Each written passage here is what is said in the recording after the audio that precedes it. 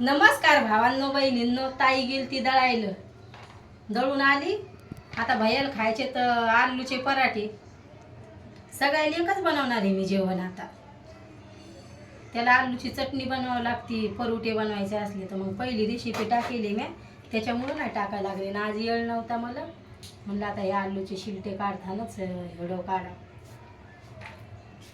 कधी कधी लय घाई राहती माग, लय का लय. हाय ना छकू. छकूला दळून आले, लय घाई राहती सकाळची.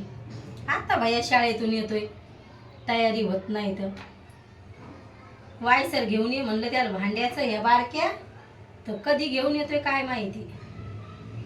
मसाले काढायला आळबाव लागायला लागले, ते बारक्या भांड्याचंच वायसर हे झाले. हाय का नाही छकला. छकू आमची लय लाजती कॅमेऱ्याच्या सामने. लय गाळ शिजवले छकू तो आहे. कपडे धुवायचे याच्यात होते मी. काम काम लांबते तर आपले तुझे पप्पा लवकर जात नाही, त्याच्यामुळं लवकर गेले तर लवकर कामं होते. मग कामावर जायला उशीर करते. सकाळी कामाला जायला उशीर करायचा आणि संध्याकाळी पण कामाला, मग घरी यायला कामावून यायला उशीर करायचा 12 वाजता. तरी आता भैया मोठा झालाय तर मग शाळेचं काहीच आवरून द्यावं नाही लागेल त्याचं, म्हणजे काहीच नाही. आज म्हणलं थोडं काहीतरी मेकअपचं सामान आणावं आता छकूला. छकूच्या तोंडात असते, मन नाही घ्यायचं काही,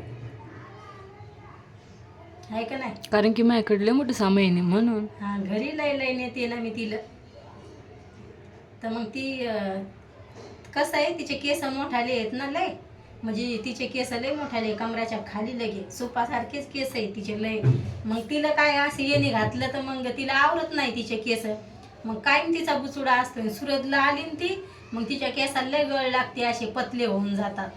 गावाकडचंच पाणी सूट होतंय तिला, म्हणजे ती कायम गावाकडे राहिले ना त्याच्यामुळं. आणि आम्ही प्रत्येक व्हिडिओ सांगते मी छकूला, आम्ही असं नाही आमची मजबुरी आहे का काही, का मजबुरीनं ठुलं छकूला आम्ही गावाकडे. पण इकडं कसं आहे, याच्या पप्पाचा जन्मच इकडचा आहे. मग याच्या पप्पाला सुरतला सोडून करमत नाही, त्याचे मायबाप इकडंच राहिले, म्हणजे त्याचा जन्मच इकडचा आहे सुरतचा. तर मग आम्ही इकडं असं यानं नाही येईल पोट भरायला. याच्या पप्पाला इकडं जन्म आहे, मग ते इकडंच राहिले. यायचं घरदार होते पहिल्याने इकडं, मग ते इकडंच राहिले. मग इकडं कसं आहे, गुजराती शाळा आणि हिंदी शाळा, त्याच्यामुळं मग छकू आम्ही माझ्या आई बाबाकडे ठेवले, हरसूला सोबत ठेवले. म्हणजे मग दाजी काय म्हणे, इकडं गुजराती हिंदी शाळा आहे म्हणे, ही लेकीची जाते म्हणे, गावाकडे शिकायला बरं आहे म्हणे. पुढं चालून नोकरी लागली तर आपल्याच इकडं लागणं, पोराला कुठं लागली चालती समजा. मग त्याच्यामुळं ती आई बाबाकडे ठेवले आम्ही छकूला. आणि तिचं नाव छकू नाही, घरी छकू म्हणतो आम्ही, रोशनी नाव आहे. आणि आपण हारसू हारसू म्हणतो, तर हारसू नाही, ते हार्श आहे. मग त्याला मी घरी हारसूच म्हणते. आणि बाबा त्याला भैया म्हणतात लाडानं, आणि आई पण भैयाच म्हणते. आणि त्याचा लहाना मामा आर्मी मध्ये, तो दादा म्हणतोय त्याला लाडानं. एकुलता एक भाषा असल्यामुळं त्याचा आर्मी मध्ये मामा आहे ना, तर ते त्याला दादा म्हणतोय. आणि छकू भैयाच म्हणती त्याला. आणि मग हे घरी नाव तिचं छकू छकू छकू नाही, तर छकू नाही, ती रोशनी.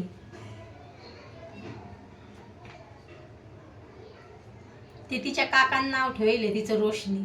आणि बाबानं ठेवलंय भैयाचं नाव हर्ष. दवाखान्यातच नाव ठेवलं त्याचं. बाबाला लय आवडतंय हर्ष नाव, लय हर्षे झालता बाबाला, त्याच्यामुळं दोघांचे नाव असे.